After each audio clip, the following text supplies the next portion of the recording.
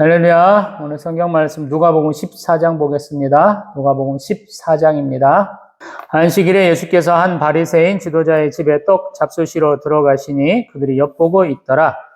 주의 앞에 수정병 든 한 사람이 있는지라 예수께서 대답하여 율법 교사들과 바리새인들에게 이르시되 안식일에 병 고쳐주는 것이 합당하냐 아니하냐. 그들이 잠잠하거늘 예수께서 그 사람을 데려다가 고쳐 보내시고 또 그들에게 이르시되 너희 중에 누가 그 아들이나 소가 우물에 빠졌으면 안식일에라도 곧 끌어내지 않겠느냐 하시니 그들이 이에 대답하지 못하니라. 청함을 받은 사람들이 높은 자리 택함을 보시고 그들에게 비유로 말씀하여 이르시되 내가 누구에게나 혼인잔치에 청함을 받았을 때 높은 자리에 앉지 말라. 그렇지 않으면 너보다 더 높은 사람이 청함을 받은 경우에 너와 그를 청한 자가 와서 너더러 이 사람에게 자리를 내주라 하리니 그때 내가 부끄러워 끝자리로 가게 되리라. 청함을 받았을 때 차라리 가서 끝자리에 앉으라. 그러면 너를 청한 자가 와서 너더러 버치어 올라 앉으라 하리니 그때에 함께 앉은 모든 사람 앞에서 영광이 있으리라. 무릇 자기를 높이는 자는 낮아지고 자기를 낮추는 자는 높아지리라. 또 자기를 청한 자에게 이르시되 내가 점심이나 저녁이나 베풀거든 벗이나 형제나 친척이나 부한 이웃을 청하지 말라. 두렵건대 그 사람들이 너를 도로 청하여 내게 가품이 될까 하노라. 잔치를 베풀거든 차라리 가난한 자들과 몸 불편한 자들과 저는 자들과 맹인들을 청하라. 그리하면 그들이 갚을 것이 없으므로 내게 복이 되리니 이는 의인들의 부활 시에 내가 가품을 받겠음이라 하시더라. 함께 먹는 사람 중에 하나가 이 말을 듣고 이르되 무릇 하나님의 나라에서 떡을 먹는 자는 복되도다 하니 이르시되 어떤 사람이 큰 잔치를 베풀고 많은 사람을 청하였더니 잔치할 시각에 그 청하였던 자들에게 종을 보내 이르되 오소서 모든 것이 준비되었나이다 하매 다 일치하게 사양하여 한 사람은 이르되 나는 밭을 샀으며 아무래도 나가 보아야 하겠으니 청컨대 나를 양해하도록 하라 하고 또 한 사람은 이르되 나는 소 5겨리를 샀으며 시험하러 가니 청컨대 나를 양해하도록 하라 하고 또 한 사람은 이르되 나는 장가 들었으니 그러므로 가지 못하겠노라 하는지라. 종이 돌아와 주인에게 그대로 구하니 이에 집주인이 노하여 그 종에게 이르되 빨리 시내의 거리와 골목으로 나가서 가난한 자들과 몸 불편한 자들과 맹인들과 저는 자들을 데려오라 하니라. 종이 이르되 주인이여 명하신 대로 하였으되 아직도 자리가 있나이다. 주인이 종에게 이르되 길과 산 울타리가로 나가서 사람을 강건하여 데려다가 내 집을 채우라. 내가 너희에게 말하노니 전에 청하였던 그 사람들은 하나도 내 잔치를 맛보지 못하리라 하였다 하시니라. 수많은 무리가 함께 갈새 예수께서 돌이키사 이르시되 무릇 내게 오는 자가 자기 부모와 처자와 형제와 자매와 더욱이 자기 목숨까지 미워하지 아니하면 능히 내 제자가 되지 못하고 누구든지 자기 십자가를 지고 나를 따르지 않는 자도 능히 내 제자가 되지 못하리라. 너희 중에 누가 망대를 세우고자 할진대 자기가 가진 것이 준공하기까지에 족할는지 먼저 앉아 그 비용을 계산하지 아니하겠느냐. 그렇게 아니하여 그 기초만 쌓고 능히 이루지 못하면 보는 자가 다 비웃어 이르되 이 사람이 공사를 시작하고 능히 이루지 못하였다 하리라. 또 어떤 임금이 다른 임금과 싸우러 갈 때 먼저 앉아 1만 명으로서 저 2만 명을 거느리고 오는 자를 대적할 수 있을까 헤아리지 아니하겠느냐. 만일 못할 터이면 그가 아직 멀리 있을 때 사신을 보내어 화친을 청할지니라. 이와 같이 너희 중에 누구든지 자기의 모든 소유를 버리지 아니하면 능히 내 제자가 되지 못하리라. 소금이 좋은 것이나 소금도 만일 그 맛을 잃으면 무엇으로 짜게 하리요. 땅에도 거름에도 쓸데없어 내버리느니라. 들을 귀가 있는 자는 들을지어다 하시니라. 아멘. 할렐루야. 지난 13장에서는 어떤 사람이 재난, 사고를 당했을 때 그게 그의 잘못이냐 이런 내용으로 시작을 했고요. 또 3년을 기다려도 열매가 없을 때 한 번 더 지켜보겠다는 무화과 나무를 했고요. 또 안식일에 병 고치는 것이 마땅하느냐라는 얘기를 하면서 18회 동안 귀신 들려갖고 꼬부러져갖고 조금도 펴지 못하는 사람이 얘기를 했었고 또 겨자씨와 누룩에 대한 얘기를 했었고요. 또 예수님이 계속 예루살렘으로 향하면서 좁은 문, 좁은 길로 들어가라 그러면서 예루살렘에 행피해야 되는 비난을 하는 것까지 보았었어요. 그러고 연이어서 14장에 예수님이 안식일에 한 바리새인 지도자의 집에 초대받아서 간 일을 오늘 14장에서는 얘기하고 있습니다.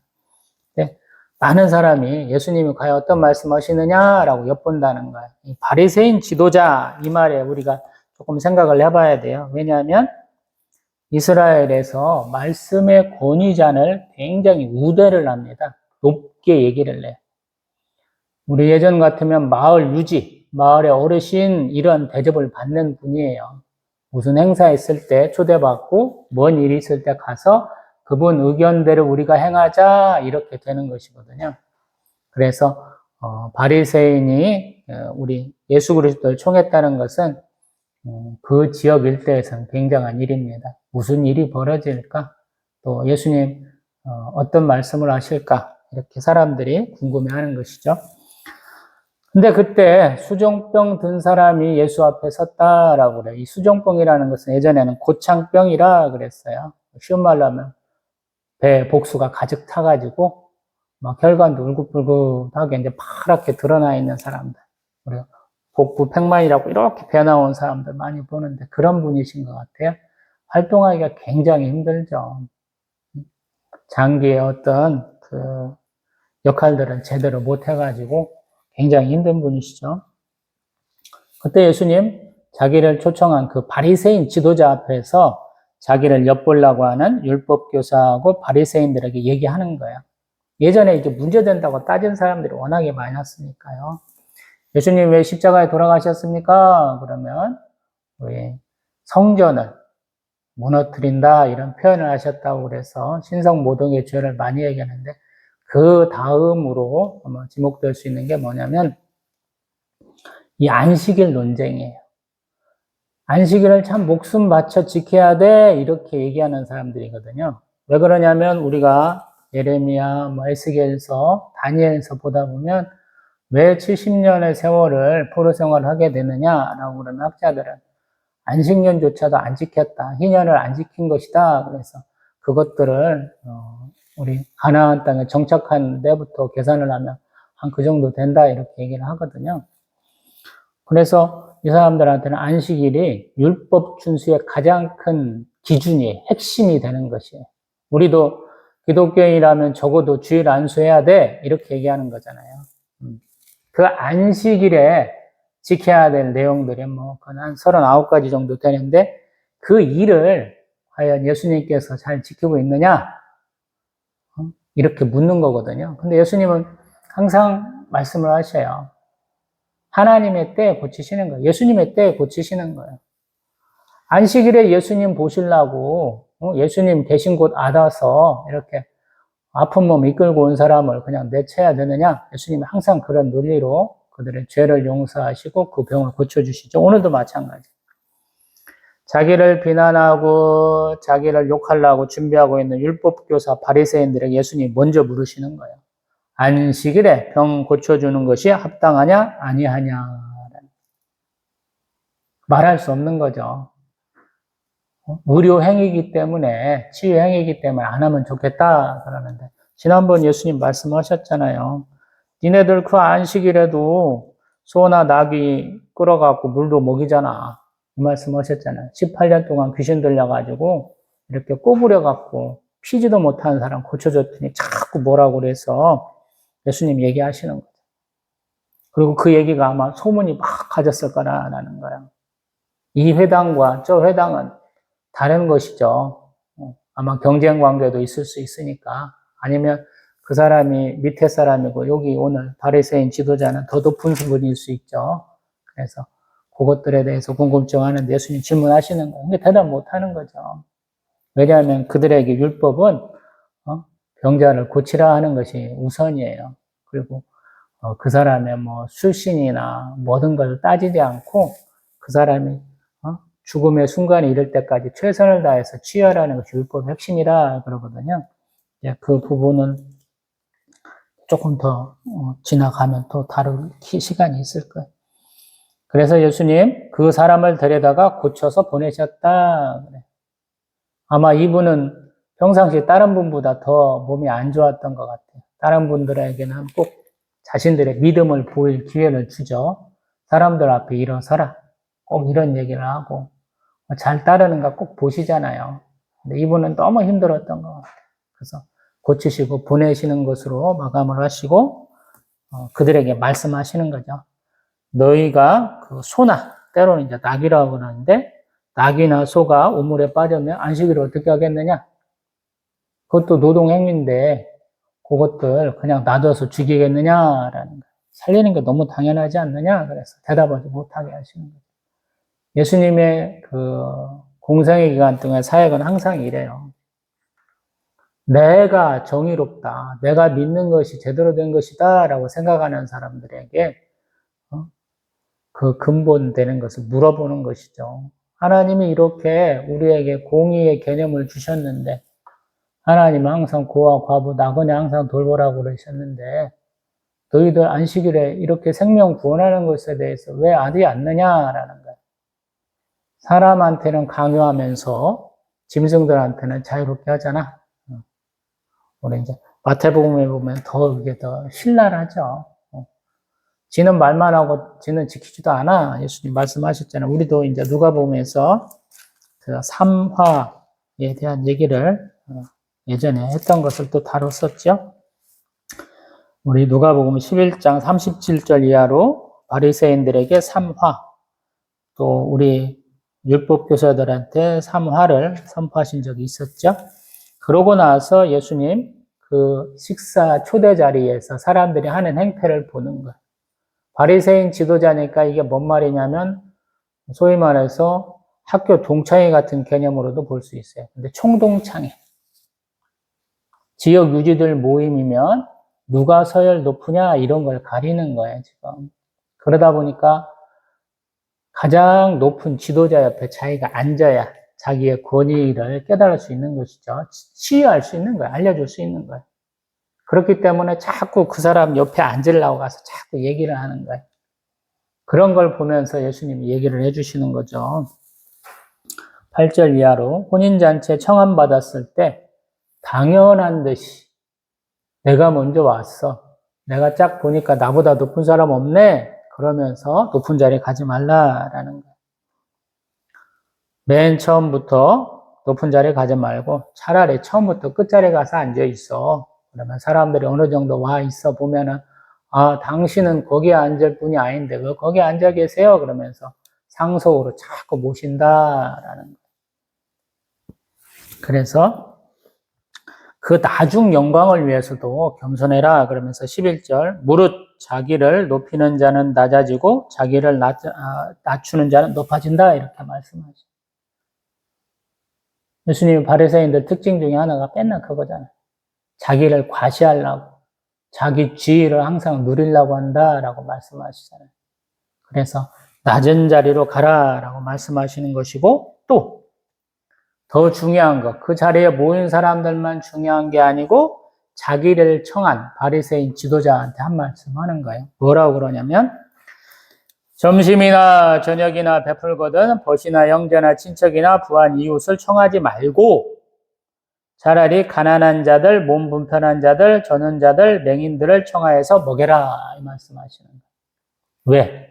높은 지에 있고 부한 사람들은 되갚음이 된다라는 거예요. 내가 한번 초대받았으니까 나도 초대할게. 이걸로 끝난다는 거예요. 근데 예수님 뭐라고 그러냐면 14절에 가난한 자들, 몸 불편한 자들, 저는 자들, 맹인들은 갚을 것이 없으니까 내게 복이 된다. 의인들의 부하시에 내가 갚음을 받겠다. 마태복음에서는 더 리얼하게 말씀하셨죠. 예수님이. 세상에서 가장 가난하고 가장 억울한 처지에 있는 사람들을 돌봤을 때 하나님을 돌본 것으로 얘기하시겠다. 예수님 대접한 것으로 얘기하시겠다 얘기했잖아요. 항상 우리는 청지기론이다 그러잖아요. 내게 맡겨준 것은 나를 위해서만 쓰는 게 아니고 나는 그것을 맡아갖고 분배하는 역할이다라는 거예요. 그래서 제가 이런 얘기 참 많이 하죠. 교제하려고 끼리끼리 막 어울리지 마라. 돈 있으면 가난한 사람들한테 베풀어라. 그리고 가난한 사람도 맨날 얻어만 먹지 말라. 제가 그래요. 가난한 사람이 돈 모으고 모아서 한번 대접하는 것도 의미가 있다. 제가 그러잖아요. 내가 이렇게 해야 내가 너 사랑하는 줄 알아. 제가 그런 얘기 참 많이 하고 살았거든요. 많은 분들한테 대접받고 살았어요.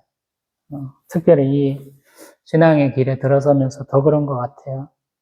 참 늦게 시작했고 갖춘 거 없고 그렇기 때문에 많은 사람들의 도움을 받을 수밖에 없었고 또 나와 같은 처지에 있는 사람이 어떻게 하는가 보다 보니까 이 물질을 쓰는 방법을 알게 되더라고요. 그래서 예수님이 권고하는 거예요.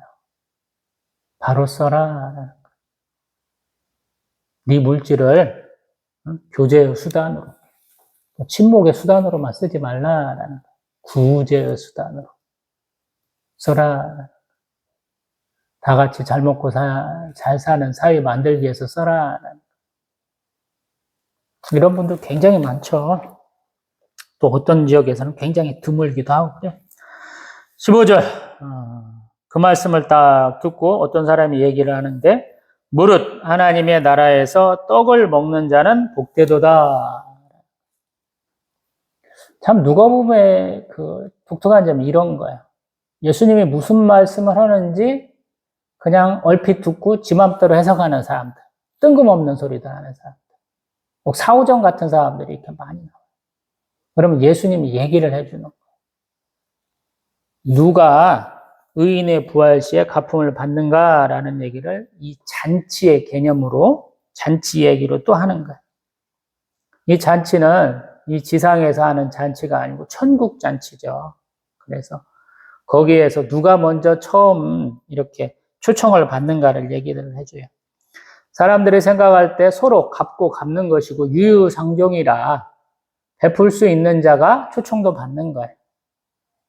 내가 이만큼의 돈을 써서 이만큼의 이득을 얻을 수 있어. 기브 앤 테이크의 개념으로 사람들이 보기 때문에 잔치에 청함을 받은 사람이 누구냐 그러는데 첫 번째는 밭을 산 부자, 두 번째는 소 5겨리를 산 부자, 세 번째는 장가든 사람 이렇게 얘기를 해요.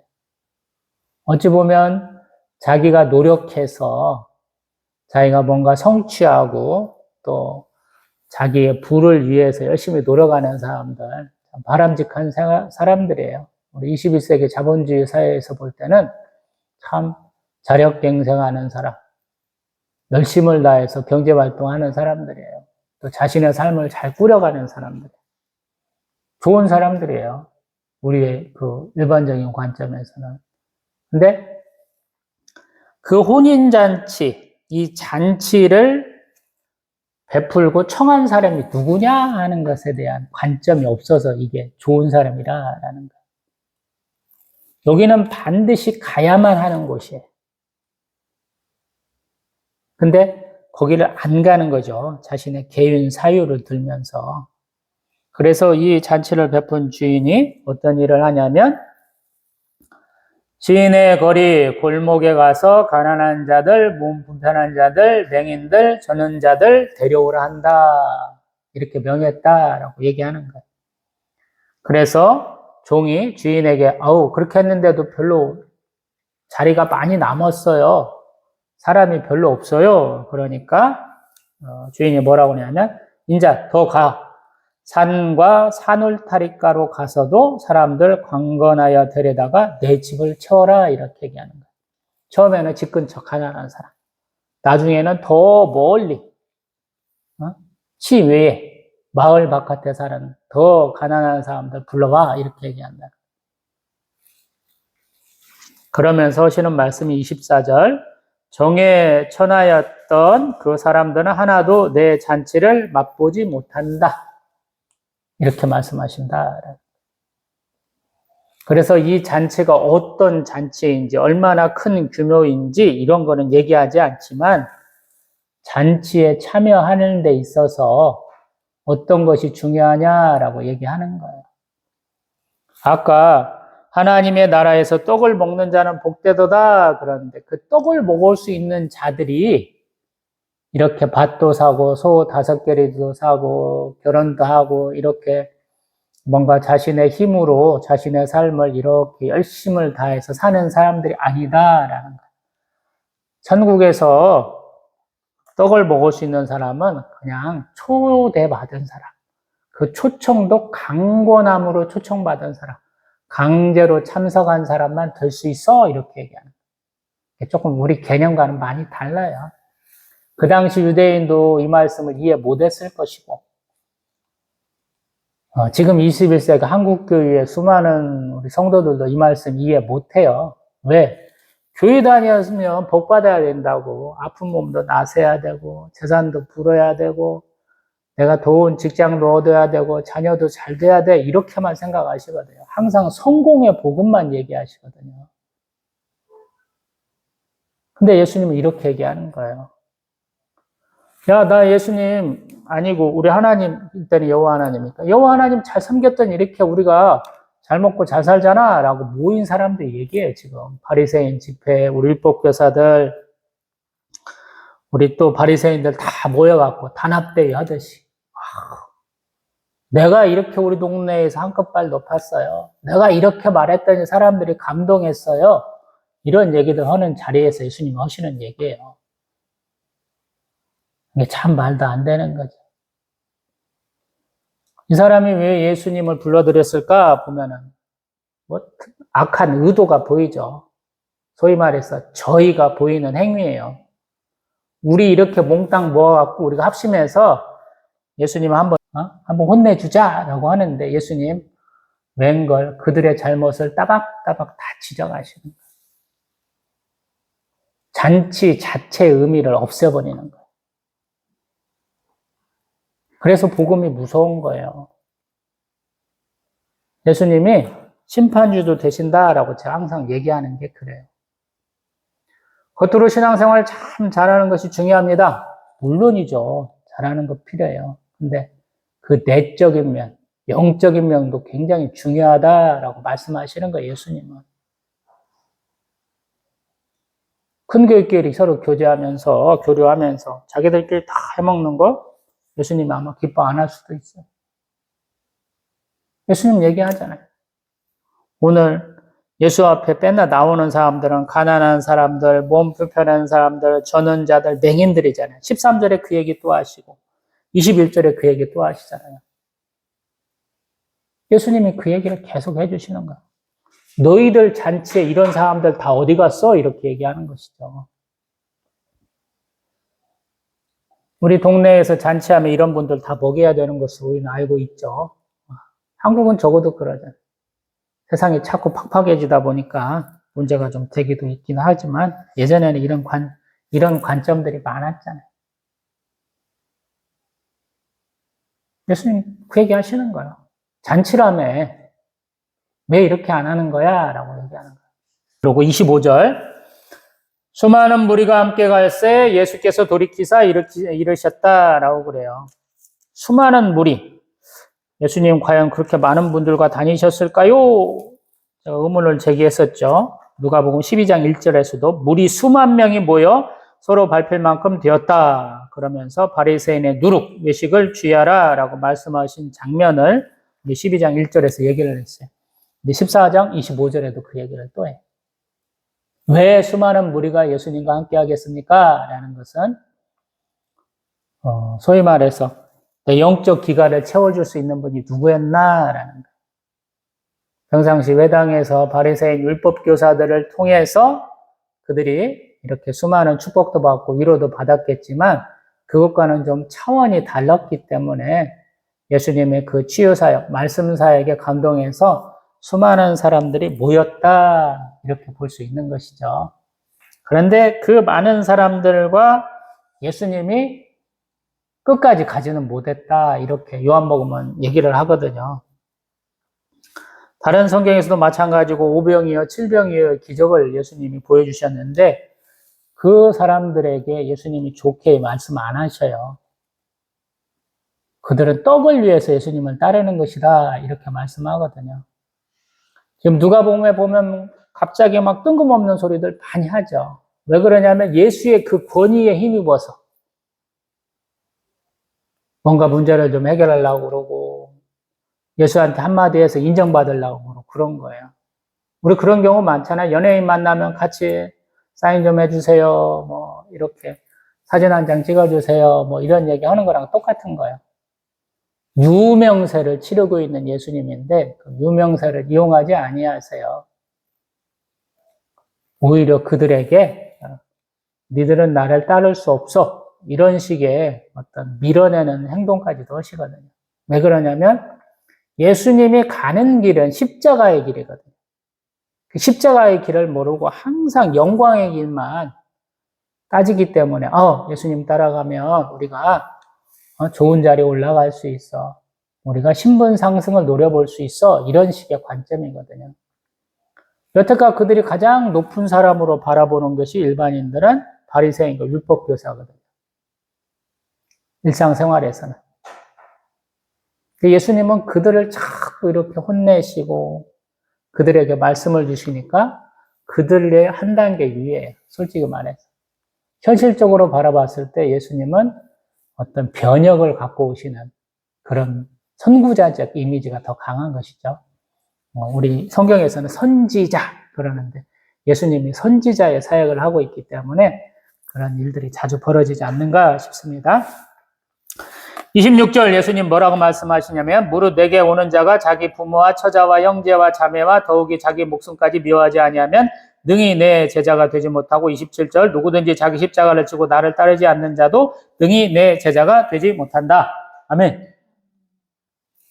예수님이 이렇게 화평을 주러 온 분이 아니시다라고 얘기를 했어요. 앞에서 누가복음 12장 49절 이하로 예수님은 불을 던지러 오신 분, 불심판을 주시는 거예요. 그래서 가정에서도 이렇게 불화가 일어난다 그러는데 그 말씀을 한번 하면서 또 덧붙여서 자기 목숨까지 미워야 된다라는 거예요. 쉽게 말하면 죽을 각오를 해야 돼. 이 말씀을 하시는 것이고 자기의 십자가를 지어야 된다. 그리고 그 십자가를 지고 내가 단독 사역하고 싶은데요? 아니다라는 거예요. 예수 그리스도를 따라야만 예수의 제자가 된다라고 말씀하죠. 성경에서 참 많이 얘기하고 있는 거예요. 특별하게 우리 누가복음에서는 이 십자가를 지고 따르라 하는 얘기를 3번에 걸쳐서 하고 있죠. 그러면서 예수님 예화를 누가복음에는 특별하게 더 들고 있는데 망대를 세울 때 돈이 없으면 못 세우잖아. 세우다 말면 바보 되잖아. 그러잖아요. 또 그 다음에 1만 명 갖고 가서 전쟁에서 이기려고 하는데 상대방이 2만 명으로 대항하면 어떻게 할 거야? 빨리 화해해야지. 이 얘기를 하는 것이거든요. 그러면서 그러한 자기들의 계산법, 자기들이 능히 알 수 있는 것을 얘기를 하면서 예수님 33절에 얘기를 하는 거예요. 너희 중에 누구든지 자기의 모든 소유를 버리지 아니하면 능히 내 제자가 되지 못한다. 아멘. 니들 내가 너무 뻔한 얘기 했지. 망대 세우려면 돈 얼마 필요한지 알지?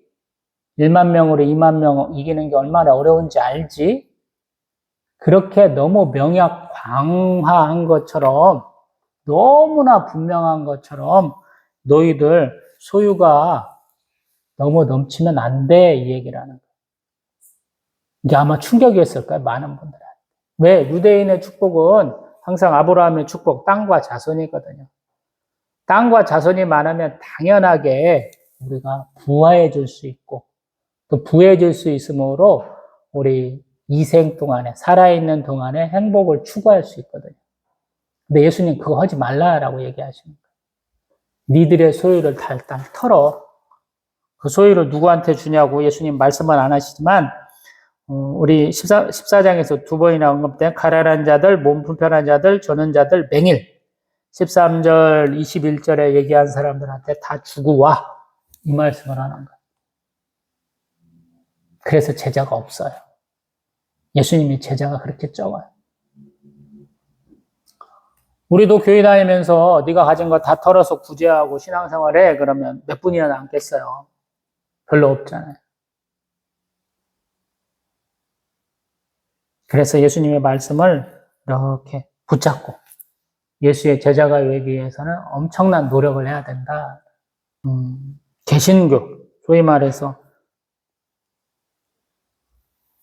천주교와는 조금 다른 개신교에서는 왜 천주교에서 분리돼 나와서 좀 이렇게 교회가 퍼져나가느냐 그러면 너희들 이래서 돈 버는 건 괜찮아 이런 논리를 폈었거든요. 켈빈주의의 핵심이 그거거든요. 시민사회, 귀족도 아니고 상인이나 상공업자들이 열심히 일해서 돈 벌어서 자신의 삶을 추구하는 것은 괜찮다. 이것을 신학적으로 뒷받침해 주는 것이거든요. 근데 예수님의 그 하신 말씀하고 이게 얼마나 합치가 되고 얼마나 또 상반되는지는 개인적으로는 잘 모르겠어요. 개인이 노력해서 돈을 벌고 자신의 삶을 영위하는 것에 대해서 예수님이 뭐라고 하신 적은 별로 없는 것 같아요. 항상 예수님이 얘기하는 것은 어떤 자신의 부를 과도하게 취하는 사람들인 것 같아요. 우리가 생각하는 엄청난 부자들에 대한 얘기인 것 같아요. 여기도 빈부격차가 엄청난 사이거든요. 예수님 살던 사이에서도.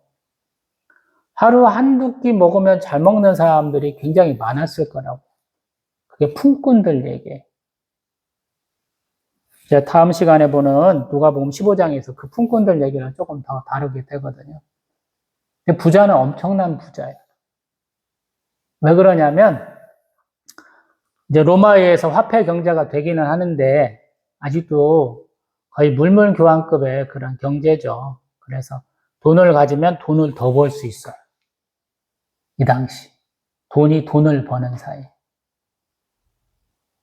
그래서 가능한 거예요. 그래서 예수님은 항상 얘기를 하는 거예요. 우리 산상수훈에서도 하나님 나라와 재물을 겸하여 섬길 수 없다라는 거예요. 예수님이 내 제자가 되려면 처음에 가입금 얼마를 내야 되고 또 달달이 얼마를 내야 돼. 이렇게 프랜차이즈처럼 안 하셨잖아요. 그래서 종교개혁 운동이 일어났잖아요. 면죄부까지 판매하는 그 엉터리 같은 데를 내가 왜 믿고 다녀야 돼? 교회는 썩었어. 이렇게 얘기해서 종교개혁 운동이 일어났잖아요. 더 가장 직접적인 원인으로서. 근데 예수님은 나는 가입비 없다. 있는 재산 들고 와갖고 나 섬겨가지고 내가 너희들한테 대접 잘 받았어. 너가 가장 훌륭하다. 이런 얘기 하는 사람이 아니야. 라고 얘기하는 것이거든요. 너희들 나 올 때 빈털터리로 와. 그래야 내 제자가 될 수 있어. 그리고 걱정하지 마. 네가 빈털터리여가지고 잘 것도 없고 마실 물도 없고 먹을 양식도 없고 옷도 없을 때도 걱정하지 마. 이렇게 말씀하시는 겁니다. 그래서 예수님 참 외롭게 사셨고 또 어려웠고 우리 기독교 의사 중에서도 우리 성 프란치스코가 그래서 대단한 분이시고요. 맨발의 성자라고 불리셨고 예수의 십자가 그 흔적 성은이 몸에 나타나신 분으로 우리가 굉장히 높게 평가하고 존경하는 분이시잖아요. 그러면서 예수님 예수와 같이 가난한 분 자기 십자가를 지고 가는 분들은 어떤 분들이냐 그러면서 소금에 대한 얘기를 34절, 35절에 한 번 더 비유로서 얘기를 해요. 이 사람들이 먹는 소금은 우리가 먹는 천일염이 아니에요. 바닷물을 이렇게 햇빛에다가 이렇게 열심히 굴려가면서 자연스럽게 생기는 천일염이 아니에요. 암염이에요. 땅파 갖고 나오는 돌덩이처럼 단단한 암염이에요. 그러다 보니까 이 암염들 중에 순도가 높은 것들은 음식을 만들 때 넣지만 조금 이렇게 순도가 낮은 애들은 우리 이렇게 종식물의 그 똥으로 음식을 재료할 때 그것에 소금을 치면 불이 갑자기 팍팍 올라가요. 스파크를 띄워주는 역할을 하는 그런 소금에 대한 얘기예요. 그렇게 쓰인 소금도 결국에는 어디까지가 버려지냐면 땅에도 거름에도 쓸데없으면 다 버린다라고 그러고. 똥 태우면 그게 거름이잖아요. 거름으로도 소금하고도 같이 쓰이는데 그런 것도 못하면 어떻게 되겠느냐라는.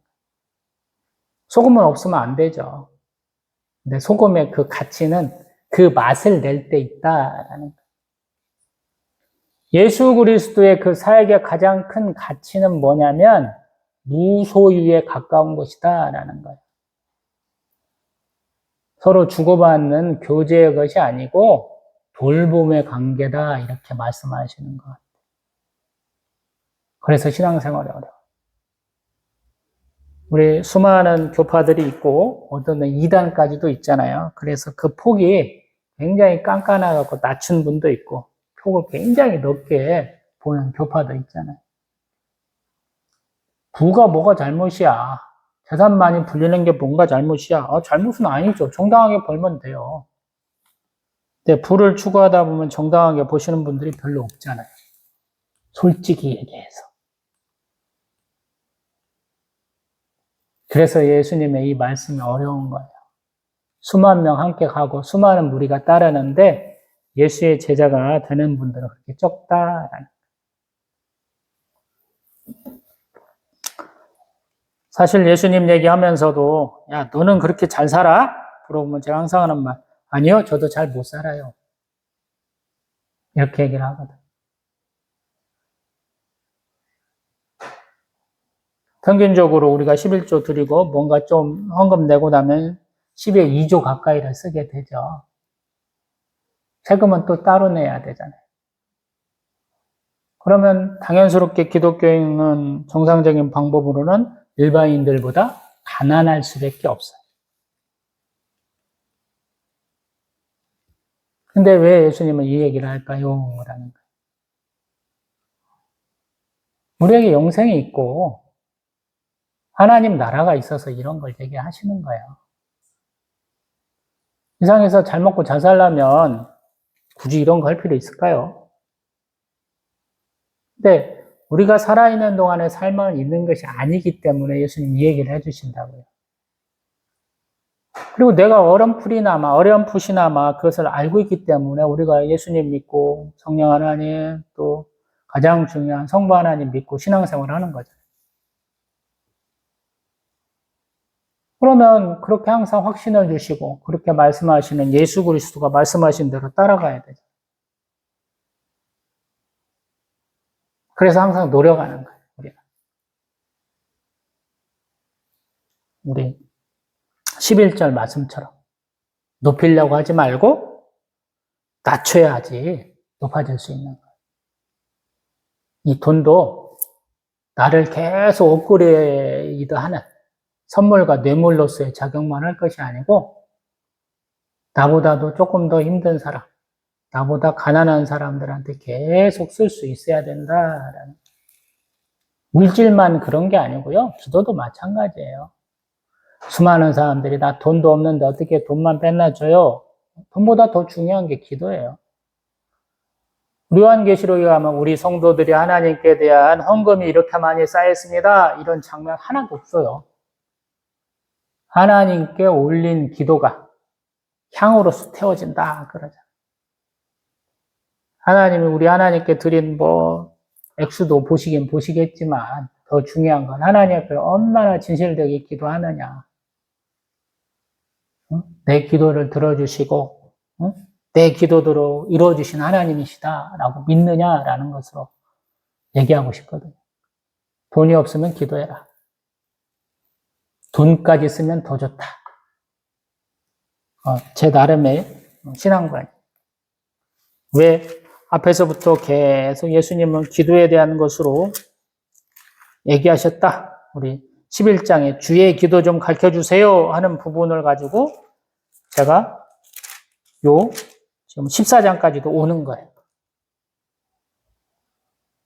기도의 가장 큰 핵심 중에 하나는 창조주, 심판주, 구세주, 섭리주 되신 하나님을 인정을 하고 그에게 순종하고 충성해서 그가 우리에게 보내주신 선생님, 예수 그리스도를 따라가는 삶을 사는 것입니다. 그래서 쉽지 않은 거예요. 예수님 오셔갖고 가르쳐 주신 거잖아요. 온전한 선생님으로서. 이렇게 살아야 돼. 3년 반 동안 보여주셨잖아요. 수많은 사람과 대화하고 수많은 사람과 엮여가면서 때로는 다퉈가면서 보여주신 것이 우리가 그의 제자된 삶이잖아요. 근데 제자가 되려면 이렇게 하라라고 첫 번째 조건이 이렇다는 거예요. 그 첫 번째 조건을 왜 많은 분들이 이루지 못하는가 모르겠어요. 부끄럽게도 저도 그에 해당되는 사람이긴 합니다만은 항상 자기 십자가를 져야 된다. 자기 목숨도 미워해야 된다. 또 자기 역할을 다 해야 된다. 기도합니다.